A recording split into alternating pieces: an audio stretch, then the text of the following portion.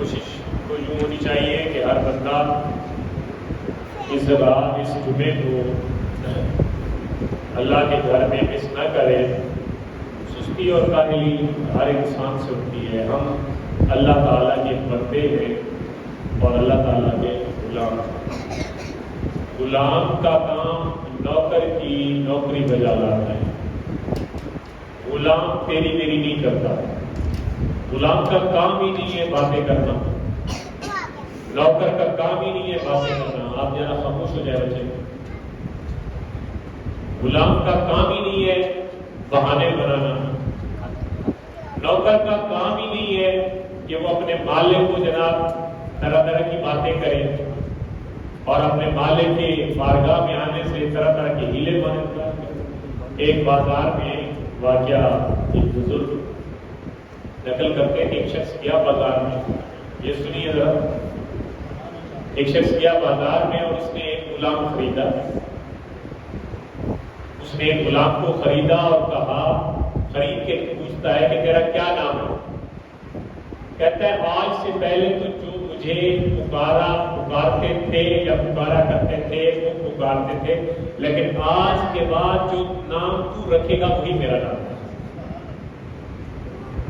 پھر وہ اگلا سوال کرتا ہے, کہتا ہے کہ یہ بتا کہ تو کھانا کیا پسند کرے گا, کیا کھائے گا, تیرے لیے کیا چیز لائی جائے, پکائی جائے. وہ کہتا ہے اس سے پہلے تو جو میں کھاتا تھا سو کھاتا تھا, اس کے بعد اب میں تیری ملک میں آ گیا, جو تو کھلائے گا وہی میں کھا لوں گا. اب وہ تیسرا سوال کرتا ہے, کہتا ہے کہ اچھا یہ بتا کہ تو کس طرح پہنتا ہے, کون سے کپڑے, کس طرح کے رنگ کے اور کس طرح کی اسٹف تو پہنتا ہے, مجھے بتا تاکہ میں تیرے اس طرح کے کپڑے خرید کے لاؤں.